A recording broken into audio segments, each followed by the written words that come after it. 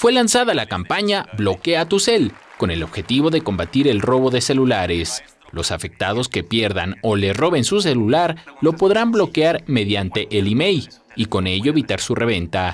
Así fue presentada la estrategia por la jefa de gobierno Claudia Sheinbaum en compañía de representantes de las empresas telefónicas y del Instituto Federal de Telecomunicaciones.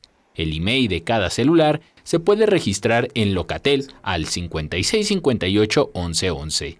Y para facilitar su reporte y bloqueo en caso de robo o extravío, el proceso es: 1.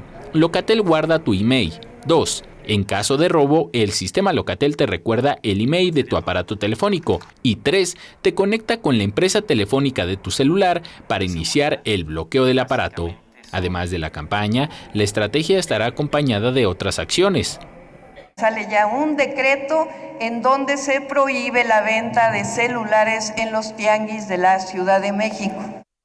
Las empresas telefónicas que participan en la estrategia son AT&T, Movistar y Telcel. Otros medios de reporte son el portal bloqueatucel.cdmx.gov.mx y la aplicación móvil Alameda Central.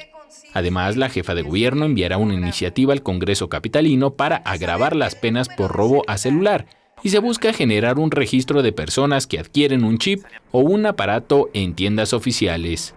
Si se vende en las distintas tiendas de autoservicio, pues entonces que quede necesariamente registrada la persona a la que se le vende el chip y el teléfono celular. Salvador Guerrero Chiprés, presidente del Consejo Ciudadano, informó que durante 2018, 1,972 celulares fueron robados diariamente. Esto equivale a un recurso de 9 millones de pesos diarios, si se toma en cuenta un valor de cada equipo en promedio de 5,000 pesos.